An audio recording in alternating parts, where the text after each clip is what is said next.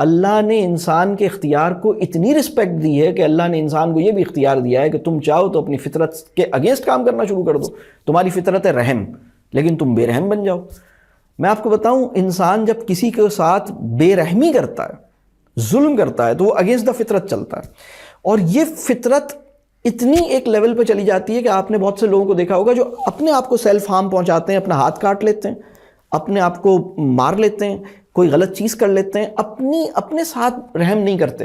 یہ وہ اسٹیٹ ہے جہاں یہ اس کی فطرت نہیں ہے. فطرت کیا ہے؟ فطرت ہے رحم، اور وہ دوسروں کے ساتھ بھی رحم کرے، اپنے ساتھ بھی رحم کھائے، یہ ہے اس کی فطرت.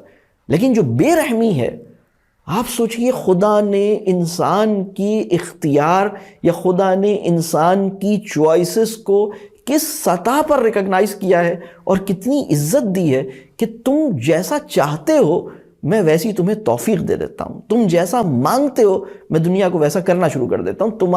تمہاری چوائس کو، یعنی اللہ نے یہ جو میں اکثر ایک بات کہتا ہوں کہ ول پاور، اللہ نے ول پاور کو اتنی عزت دی ہے، انسان کی ول پاور کو، کہ اللہ نے، میں تو یہ کہتا ہوں کہ دعا کی سچائی ول پاور کی پریزنس کے ساتھ ممکن ہوتی ہے. یعنی وہ میری دعا اسی صورت میں سچی ہے نا جب میرے اندر آرزو ہے، تمنا ہے، عزم ہے، ول پاور ہے، انٹینشن ہے.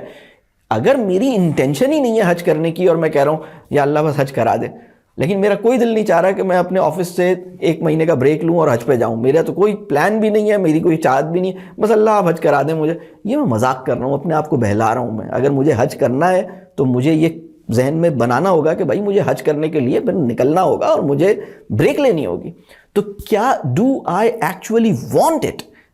تو یہ جو اللہ نے انسان کی ارادے اور انسان کی چوائسز اور انسان کی ول پاور، قوت ارادی اور انسان کے اختیار، اس کو بڑی وقت، بڑی تکریم، بڑی عزت، بڑی ریکگنیشن دی ہے انسان کی.